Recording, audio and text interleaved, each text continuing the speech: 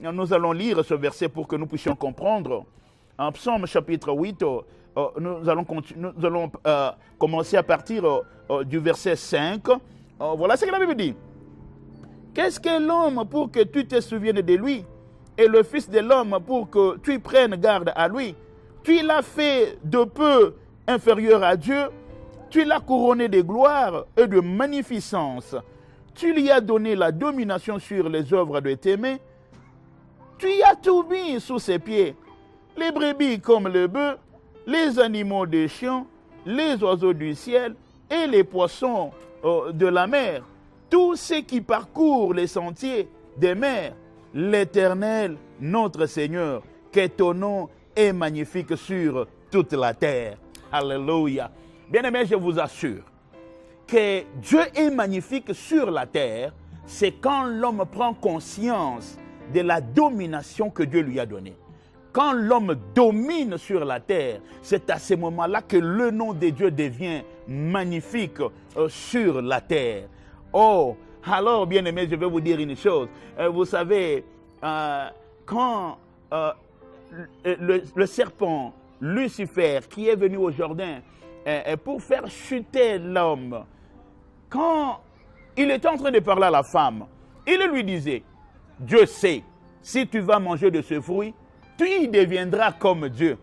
Dès que tu vas manger ce fruit, tu y auras la connaissance. Bien-aimé, écoutez, l'homme n'a pas compris, la femme n'a pas compris qu'elle avait déjà été créée à l'image de Dieu. Elle avait déjà la ressemblance de Dieu. Il y a des choses qui viennent dans le monde que le diable veut nous faire voir qu'il va nous le donner, pendant que Dieu nous les avait déjà données. La femme et l'homme étaient déjà créés à l'image de Dieu. Il n'y avait rien qu'ils devraient chercher. Le problème, c'était de comprendre, prendre confiance, prendre conscience. Bien aimé, je vous dis, prenez seulement conscience de ce que vous êtes en Jésus. Je vous dis que vous allez régner et que vous allez voir tout ce que vous allez prier. Dieu va accomplir cela pour la gloire de son nom. Vous devez comprendre que vous avez cela. Et Dieu a pris toute son œuvre.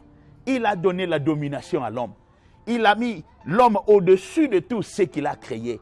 L'homme, vous devez comprendre. Bien-aimé, vous devez comprendre que tout ce que Dieu a créé, il t'a donné la domination. Alors, moi je vais t'appeler, tu es manager.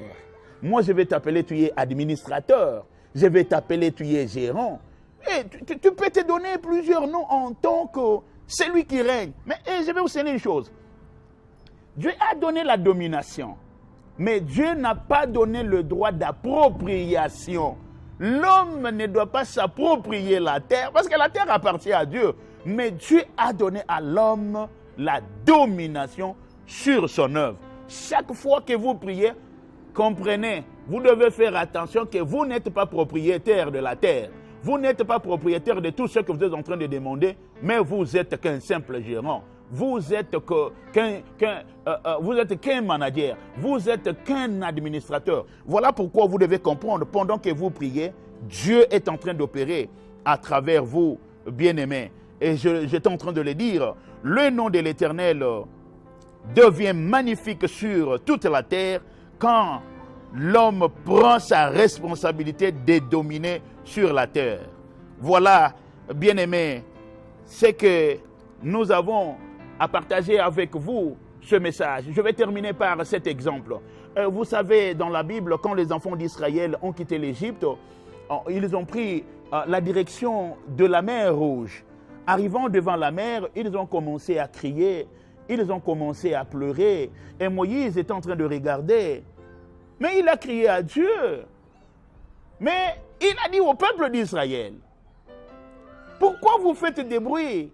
Calmez-vous. Vous allez voir la délivrance de l'Éternel. Bien aimé, à ce moment-là, parce que Dieu était en lui. C'est-à-dire que Dieu dominait à travers Moïse sur les enfants d'Israël.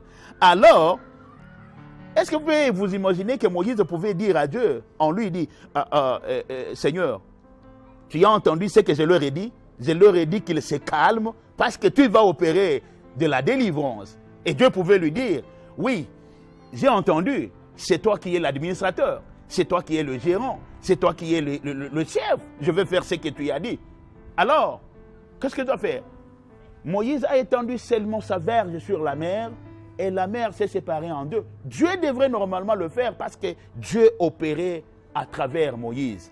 Et quand ils ont traversé, arrivé de l'autre côté, et il a trouvé que les enfants d'Israël étaient en train de suivre. Mais Moïse pouvait encore pleurer. Mais Seigneur, regardez, ils sont en train de suivre. Qu'est-ce que moi je veux faire? Mais Dieu pouvait lui dire, mais écoute, Moïse, tu es le chef. Moïse, tu es le manager. Moïse, tu es l'administrateur. Moïse, tu es le gérant.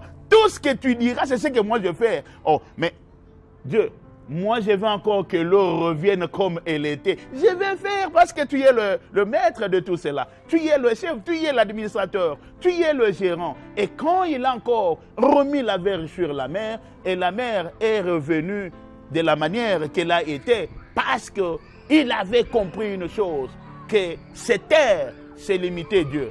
Bien aimé, si vous vous taisez dans votre vie et vous ne priez pas, c'est là que vous limitez Dieu dans votre vie. Si vous ne priez pas, Dieu ne fera rien. Quand vous parlez, Dieu parle à travers vous. Quand vous marchez, Dieu marche à travers vous. De la même manière que Dieu voulait aller dans le palais de Pharaon pour lui parler, il est allé à travers Moïse. Il a parlé à travers Moïse et il a délivré les enfants d'Israël. Bien aimé, voici le message que j'avais à partager avec vous dans notre série « La prière qui change le monde », dans les sous-thèmes que nous avons parlé ensemble avec vous sur des questions que les gens se posent. Est-ce que nous devons prier? Est-ce que si nous prions, quelque chose va changer dans notre vie? Mais si Dieu est souverain, pourquoi nous devons toujours prier? Vous devez prier parce que Dieu est en train de travailler à travers vous. Dieu est en train d'opérer dans le monde physique à travers vous. Vous êtes le maître, continuez à prier et Dieu va vous bénir. Que mon Dieu vous bénisse.